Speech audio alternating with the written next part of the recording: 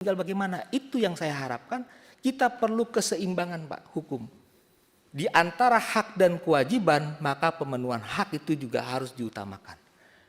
Di samping ada kewajiban kulturalnya adalah opening control bestaan, pembinaan dan pengawasan. Maka di sana internal Polri sudah membuat satu kajian untuk selalu bertransformasi dari tahun ke tahun. Karena institusi Polri ini paling dekat dengan masyarakat. Dia ada di tengah-tengah masyarakat. Salah sedikit ada propam. Tidak profesional sedikit masuk Itwasum. Penyidikan mulai ada yang komplain, ada wasidik. Sudah diawasin lagi sama jaksa. Belum lagi kalau ada yang lapor ke Komisi 3, dipanggil lagi. Ini yang harus kita perkuat. Begitu ada oknum yang memang betul itu ada terjadi temuan, maka berlakulah binwas tadi, pembinaan dan pengawasan yang diberikan reward dan sanksi. Tetapi syarat utamanya saya berpendapat harus ada upaya utama, yaitu pemenuhan keseimbangan hak mereka untuk kesejahteraan Pak. Itu poinnya. Sehingga kesimpulan saya terhadap poin-poin ini saya menilai putusan MK yang menjadi ruang perdebatan hari ini sebetulnya tidak memberikan implikasi apa-apa terhadap penugasan anggota Polri aktif. Ada putusan itu dan tidak ada pun juga Kapolri tidak pernah menyimpang. Sepanjang itu ada sangkut pautnya dengan penugasan tugas pokoknya anggota Polri aktif, yaitu sesuai dengan Undang-Undang Polri. Nah, yang kedua adalah saya tidak tahu kenapa putusan MK ini tidak memberikan ketegasan dalam suatu amar putusan, sehingga ini memberikan kegaduhan di ruang publik. Ini harus kita koreksi juga. Ya. Saya berpendapat ini, mohon maaf, apakah hari ini ketua MK kita itu ketua MK yang sah? Saya berpendapat ketua MK hari ini adalah ketua MK ilegal. Dr. Soehartoyo adalah ketua MK ilegal.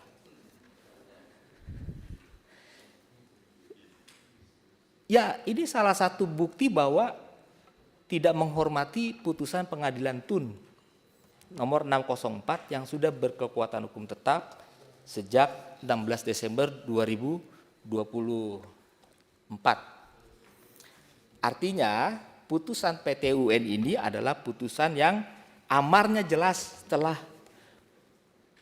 mengabulkan gugatan untuk sebagian dan menyatakan SK pengangkatan Pak Soehartoyo dibatalkan dan diperintahkan untuk dicabut. Nah, kemudian harusnya ketika terjadi kekosongan, maka berlakulah mekanisme konstitusional. Ketua MK menurut Undang-Undang Dasar 45 dipilih dari dan oleh para hakim MK. Dan diselenggarakan rapat pleno sesuai dengan Undang-Undang MK. Dan ketika dipilih, maka dia wajib mengucap sumpah jabatan di hadapan mahkamah. Saya menyelidiki di websitenya, kok tidak ada. Setelah kejadian itu, SK 8 tahun 2024 itu yang diterbitkan oleh Pak Soehartoyo tanggal 30 Desember 2024, ternyata tidak ada sumpah pengambilan pengucapan sumpah jabatan. Saya ini ingin memberikan praktek kita di negara ini Pak Ketua. Ada Bupati Talaut namanya Pak siapa Pak yang belum dilantik itu tahun 2018, Eli Lasut. Itu menang pilkada Pak 2018. Tapi baru dilantik 2020. Gara-gara Gubernur Sulawesi Utara tidak mau melantik pada saat itu. Dan saya terlibat sebagai tim ahli pemerintah supaya mendorong Pak Menteri Dalam Negeri untuk melantik. Dan akhirnya dilantik oleh Menteri Dalam Negeri. Bayangkan coba 2 tahun dia nggak berani memimpin sebagai bupati. Padahal sudah menang di MK Pak. Cuman menghormati Belum dilantik Pak.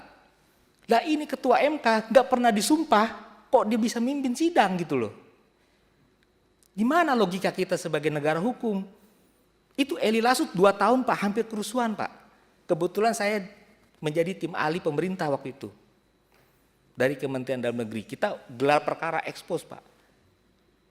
Akhirnya diambil alih oleh Pak Menteri Dalam Negeri. Bupati dilantik menteri, itu kan sebetulnya nggak boleh. Ini terbuka aja.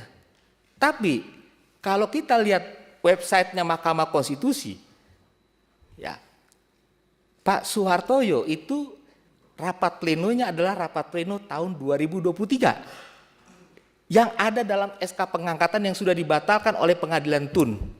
Nauzubillah min dzalik Pak. Pengalaman kita Pak, Jaksa Agung Pak Hendar Masupanji, SK-nya belum diupdate Pak. Ya, sebagai pejabat setingkat menteri, hanya ditepuk-tepuk oleh Pak SBY gitu ya, lanjut jadi Jaksa Agung. Dipersoalkan oleh Pak Menteri Koordinator Hukum kita, Pak Yusril waktu itu. Anda Jaksa Agung yang tidak sah. Oke, saya buktikan di MK. Terbukti, mundur Pak. Ini bukan gara-gara kita cinta MK, kita langsung tutup mata. Enggak. Saya akademisi memandang ini enggak benar. Oleh karena itu semua saya anggap tidak negarawan. 99-nya tidak negarawan. Kenapa? Karena ada pembiaran terhadap ketua MK ilegal. Karena itulah produk-produk yang dihasilkan ini banyak yang melenceng oleh negarawan-negarawan sekarang yang di MK. Contoh sederhana, siapa yang bisa merubah Undang-Undang Dasar 45? Adalah MPR. Tapi putusan MK 135 itu merubah Undang-Undang Dasar 45. Pemilu dilaksanakan lebih dari 5 tahun. Apa benar cara kita bernegara begitu? Nah, oleh karena itu perlu juga dilakukan reformasi di MK. Ya, mungkin bapak-bapak lah yang akan nanti. Ditambah lagi reformasi kepolisian, kejaksaan, pengadilan dan MK gitu. Panjangnya ditambah ya. Hanya sekedar cerita Pak Ketua. Mungkin itu dari saya Bapak Ibu sebagai pandangan.